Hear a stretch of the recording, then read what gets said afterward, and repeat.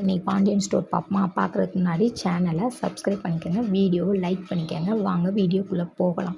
இப்போ நம்ம பழனி வேலை வந்து நம்ம சரவணன் தள்ளி விட்டார்ல, தள்ளி விட்டோன்னே எய்த்துல இருக்க எல்லா மக்களும் ஓடி வந்துட்டாங்க. ஓடி வந்தோடனே பழனிவேல் சொல்கிறாரு, இல்லை இல்லை ஒன்றும் இல்லை, சும்மா பேசிகிட்டு இருக்கேன் மருமே அப்படின்னு சொல்லிட்டு எல்லாத்தையும் உட்கார வச்சு வீட்டுக்குள்ளே வந்து, ஏண்டா என்னோட சம்மதத்தைப்படியோ எங்கள் குடும்பத்தோட சம்மதத்தைப்படியோ குமாருக்கு கல்யாணம் நடக்குது, அவன் சரின்னு சொன்னால் கல்யாணம் நடக்குது, நாங்களாம் எல்லாத்தையும் பண்ணி வச்சு இவனுக்கு கல்யாணம் முடிச்சு வைக்கிறோம், அதுக்கு ஏன் சட்டையை பிடிச்சி என்ன இன்னைக்கு தள்ளி விட்றது உனக்கு எப்படிடா நியாயமாகும், உனக்கு என்னடா புரிய மாட்டேங்குது நான் சொல்கிறது அப்படின்னு சொல்கிறாரு.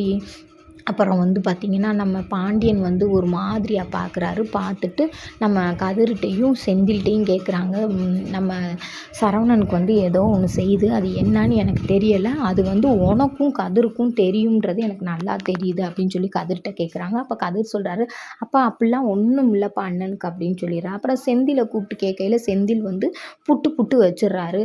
அவர் டிப்ரெஷனில் இருக்கார், அவருக்கு மனநல சரியில்லை, அதனால் அவருக்கு மாத்திரை 2 நேரம் குடிச்சு பத்திரமா பார்த்துக்கணும் அப்படின்னு சொல்கிறாங்க. சரின்னு சொல்லிட்டு வீட்டுக்குள்ளே போயிடுறாரு. வீட்டுக்குள்ளே போனால் நம்ம சரவணனை கூப்பிட்டு வச்சு பழைய பாட்டு எம்ஜிஆர் பாட்டை பார்க்க வச்சு பேசிக்கிட்டு இருக்காரு.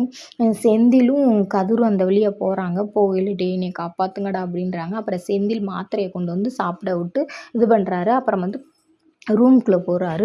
எங்கள் அப்பாவுக்கு அறிவே இல்லை, எங்கள் அப்பா பாரு அண்ணனை போய் டிவி பார்க்க வச்சுக்கிட்டு இருக்காரு பாரு சொல்கிறாரு.